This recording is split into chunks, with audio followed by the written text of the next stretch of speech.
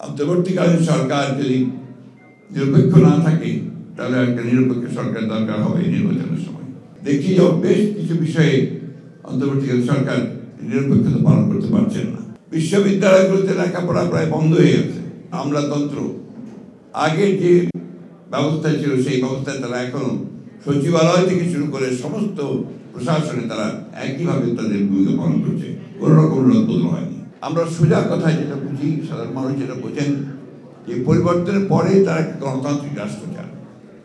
সেই গণতান্ত্রিক রাষ্ট্রে তারা তাদের অধিকার থেকে ফিরে যান, তারা যেন তাদের মোটা ভাত মোটা কাপড় পরে থাকতে পারেন সাধারণ মানুষ, তারা যেন ভোটের অধিকারটা পান, তারা কথা বলার অধিকার পান, এবং তাদের সন্তানেরা যেন লেখাপড়া শিখতে পারে, তারা যেন একটা সুন্দর একটা সমাজ, যে সমাজে দুর্নীতি থাকবে না, যে সমাজে অন্যায় থাকবে না, যে সমাজে মানবিক মূল্যবোধ থাকবে, যে সেখানে ন্যায় বিচার থাকবে, সেই ধরনের একটি সমাজ তারা চান। কিন্তু সবসময় আমরা সেটা পাই না, যেটা কথা আমি আগেও বলেছি, দুঃখিত। আমাদের সামনে যে বিষয়গুলো এসে এখন দাঁড়িয়েছে, একটা কথা আমি সবসময় বলি, যে কথা বললে আমার অনেক সমালোচনা হয়। আমি বলি যে নির্বাচনটা দ্রুত হওয়া দরকার। কেন বলি এই কথাটা আমি অনেকবার বলার চেষ্টা করেছি, কারণ আমরা বিশ্বাস করি যে একটি নির্বাচন, যেটা থেকে আমরা প্রায় 15 বছর বঞ্চিত, এই নির্বাচনের মাধ্যমে আমাদের জনগণ তারা তাদের প্রতিনিধিকে নির্বাচিত করবার একটা সুযোগ পাবেন। এখন এখানে জোর করে যদি সেই বিষয়টাকে আপনার একটু বিতর্কিত করে ফেলা হয়, তাহলে জনগণ আবার তাদের সেই অধিকার থেকে বঞ্চিত হবে।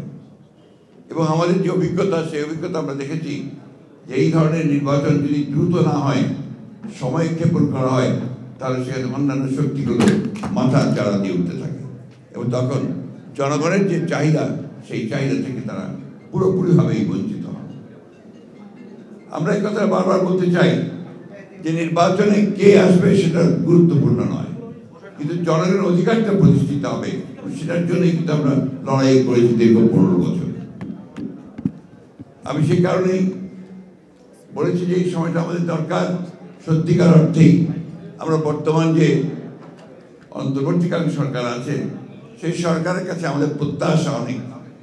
স্বাভাবিকভাবেই একটা ছাত্র গণ অভ্যুত্থানের পরে আমরা জনগণের প্রত্যাশা অনেক বেড়েছে, কিন্তু দুর্ভাগ্যজনক হলেও সত্য যে এখন পর্যন্ত সমাজের যে অবস্থা দাঁড়িয়েছে, সেই অবস্থায় কিন্তু আমরা সেই ধরনের একটা ব্যবস্থা দেখে এখনো নিশ্চিত হতে পারছি না যে আমরা আমাদের সেই প্রত্যাশাগুলো পূরণ হবে। এখানে অনেক কথা আছে, প্রত্যেকটি রাজনৈতিক দলের বিভিন্ন রকম প্রোগ্রাম আছে, কর্মসূচি আছে, সেই কর্মসূচিগুলো নিয়ে তারা এগোতে চায়। কিন্তু একটা বিষয় কিন্তু সবাই একমত, যে একটা নির্বাচন হওয়া দরকার। নির্বাচনটা শুধু একটা দলকে ক্ষমতায় বসানোর জন্য নয়, নির্বাচনটা যে গণতান্ত্রিক ব্যবস্থা দিয়ে যাওয়ার জন্য একটা পথ সৃষ্টি করা, একটা দরওয়াজা পার হওয়া। আজকে প্রশ্ন উঠছে যে সংস্কারগুলো সবগুলো করে আপনার নির্বাচনে যাওয়ার প্রশ্ন উঠছে, তাহলে কি আমরা 4-5 বছর ধরে অপেক্ষা করব, বা যতদিন সংস্কার সম্পূর্ণ হবে ততদিন ধরে অপেক্ষা করবে জনগণ যে তারা তাদের ভোটের অধিকার থেকে বঞ্চিত হবে?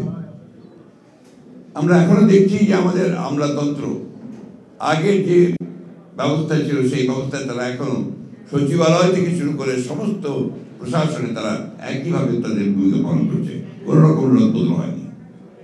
বিশ্ববিদ্যালয়গুলোতে লেখাপড়া প্রায় বন্ধ হয়ে গেছে, স্কুল কলেজগুলোতে সেই ধরনের লেখাপড়া হচ্ছে না, স্বাস্থ্য ব্যবস্থা প্রায় ভেঙে পড়েছে। এগুলো অতীত থেকেই এসছে, এখন সেগুলো কোনো পরিবর্তনের এত অল্প সময়ে সম্ভব নয়, কিন্তু আমরা সেই পরিবর্তনগুলো চাই।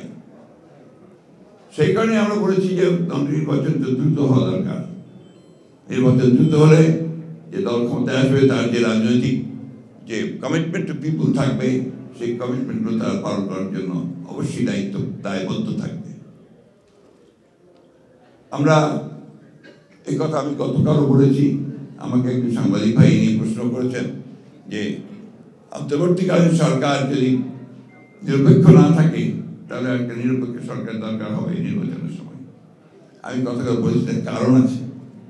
কারণ যে আমরা দেখি যে বেশ কিছু বিষয়ে অন্তর্বর্তীকালীন সরকার নিরপেক্ষতা পালন করতে পারছেন না।